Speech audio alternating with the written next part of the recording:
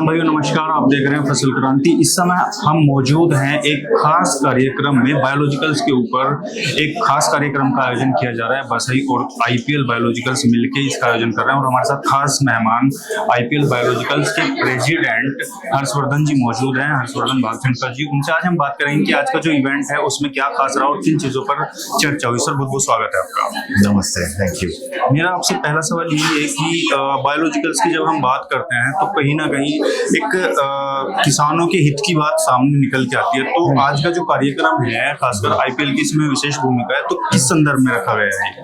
हाँ जी, हमारे honourable prime minister जी ने लास्ट मई में एक बहुत बड़ी स्पीच दी थी कि हमें केमिकल फर्टिलाइजर्स का यूजेज 50% तक रिड्यूस करना है आत्मनिर्भर भारत के लिए। तो हम लोग यहाँ पे एक सारे स्टेक होल्डर्स के साथ डिस्कशन करना चाहते हैं कि इंडस्ट्री गवर्नमेंट क्या सोच रही है, इंडस्ट्री को किस तरीके से चलना चाहिए, क्योंकि बिना गवर्नमेंट और प्राइवेट पार्टनरशिप के कुछ भी अचीव करना बहुत मुश्किल होगा। सर अगर हम बात करें बायोलॉजिकल्स की, जब हम बात करते हैं तो पूरी इंटर इंडस्ट्री का एक विजन सामने आता है बायोलॉजिकल्स को लेकर, लेकिन जिस तरह के हम हालात देख रहे हैं मौजूदा समय में, बायोलॉजिकल्स को पिछले कुछ समय से गवर्नमेंट भी बढ़ावा दे रही है, जैसा आपने कहा कि हमारे प्रधानमंत्री जी ने भी जिक्र किया। तो क्या प्लानिंग है, किस तरीके से पूरा एक जो पूरा इंडस्ट्री है उसको किस तरीके से एक साथ मिलकर आगे लेके जाने वाले हैं? देखिए, अभी इंडस्ट्री तो अपने जितने भी कंपनीज का फोकस है बायोलॉजिकल्स में, वो अपनी बहुत मेहनत से अपने काम कर रही हैं और जितनी उनकी क्षमता है, क्योंकि इंडिया का एग्रीकल्चर बहुत बड़ा है, स्टेट्स बहुत बड़े हैं, फार्मर्स बहुत ज़्यादा हैं और लैंड होल्डिंग बहुत छोटी है, तो सबके पास पहुंचना का चैलेंज रहता है।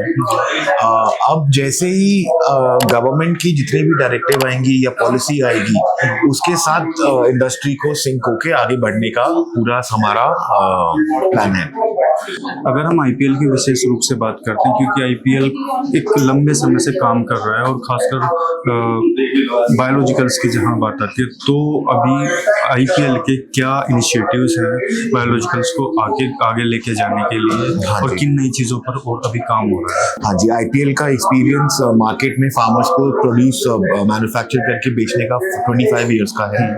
तो आईपीएल का मेन फोकस हमेशा रिसर्च पे रहता है कि हम कैसे अच्छे products, new innovative products farmers के पास पहुंचा पाएं। सेकंड, हमारा फोकस रहता है कि हम कैसे प्लांट में उस रिसर्च को अच्छे से मैन्युफैक्चर कर पाएं। तो उसके लिए आईपीएल ने अभी एक बहुत वर्ल्ड की बहुत बड़ी और फर्स्ट फुली ऑटोमेटेड प्लांट हमने वडोदरा में भी खोला है। और थर्ड, जो सबसे लोगों को लगता है कि यार ये थोड़ा साइंटिफिक काम होगा, लैब में इतने सारे साइंटिस्ट बैठे हैं तो आप मैन्युफैक्चर करते हो, हाईटेक मैन्युफैक्चरिंग होती है, और सबसे ज्यादा मेहनत इस प्रोडक्ट को फार्मर के पास जाके बेचने में होती है, क्योंकि फार्मर को खाली सीइंग इज बिलीविंग में वो बिलीव करता है। तो हमारा जो ऑब्जेक्टिव रहता है कि हम कैसे फार्मर के पास जाके उसके फील्ड में उसको डेमो देके बेनिफिट दिखा पाए। तो ये सबसे ज्यादा जो फोकस रहता है कंपनी का, इसी पे रहता है। तो इसीलिए हमारी आज सेल्स टीम है मोर देन 800 पीपल की, जो इस काम को करती है। तो this is how IPL is trying to move forward. Sir एक थोड़ा क्रिटिकल सवाल है, अभी जैसे बायोलॉजिकल्स का बीच में काफ़ी इश्यूज रहे इंडस्ट्री के, क्योंकि एफसीओ का वो ऑर्डर हो, एफसीओ या फिर दूसरी चीज़ें, गवर्नमेंट कंप्लायंसेस को लेके काफ़ी चीज़ें उतार चढ़ाव देखने को मिले। तो अभी अगर हम इंडस्ट्री के मौजूदा हालात की बात करें तो आपका नजरिया क्या है, क्या समझते हैं? तो देखिए, पहले अपने एफसीओ के अंदर सारे फर्टिलाइजर और बायो फर्टिलाइजर की सेल हो रही थी। अंडर आवर सीआईबी हम सारे पेस्टिसाइड्स और बायो पेस्टिसाइड्स को प्रमोट कर रहे थे। कुछ एरिया बायोस्टिमुलेंट्स के लिए हमारे पास एक कंट्री में गैप था, जहां बिना परमिशन के बहुत बड़ी सेल हो रही थी। तो जहां पे गवर्नमेंट ने एफसीओ के अंदर नया डिपार्टमेंट बना के इनको परमिशन दी है। गवर्नमेंट के साथ गवर्नमेंट जो है वो फार्मर के हित के लिए, अगर आप उनके पास जाते हैं, किसी भी डिपार्टमेंट में बात करते हैं, तो वो सब सुनने के लिए तैयार रहते हैं। आईपीएल ने भी बहुत सारी डिस्कशंस एफसीओ के साथ और सीआईबी के साथ करी हैं। इंडिया में 2 स्ट्रेन मिला के कंसोर्टियम लाने का कोई गाइडलाइन नहीं थी। जब हमने उनको सबमिट करा पेपर्स के साथ कि दुनिया में सारी कंट्रीज कर रही हैं, तो एक रिकॉर्ड टाइम में गवर्नमेंट ने भी इस पे अप्रूवल दी। तो जो मेरा पर्सनल एक्सपीरियंस है इंटरेक्टिंग विद गवर्नमेंट, वो बहुत अच्छा है। जब भी आप फार्मर के लिए कोई प्रपोज करते हैं और साइंटिफिकली प्रूफ करके उनको सबमिट करते हैं, तो वो सारे एक्शंस आप देखते हैं बहुत जल्दी इसमें आते हैं।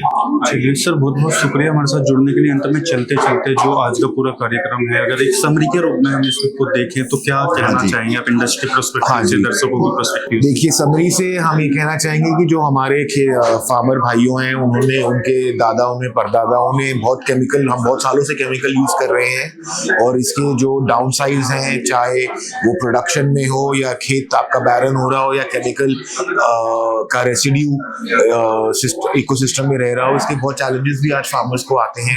उनको पता है आज बहुत सारी हमारे पास टेक्नोलॉजीज हैं जिसको हम लेके इन प्रॉब्लम्स को सॉल्व कर सकते हैं। और आज मैं सबसे बड़ी जो इनपुट इसमें मैं लेके जाऊंगा कि आज मोदी जी जो हमारे प्राइम मिनिस्टर हैं, वो भी इसके स्टूवर्ड बन के फार्मर्स को प्रमोट करा रहे हैं। तो जो हमारा फ्यूचर है बायोलॉजिकल्स का, वो बहुत अच्छा है।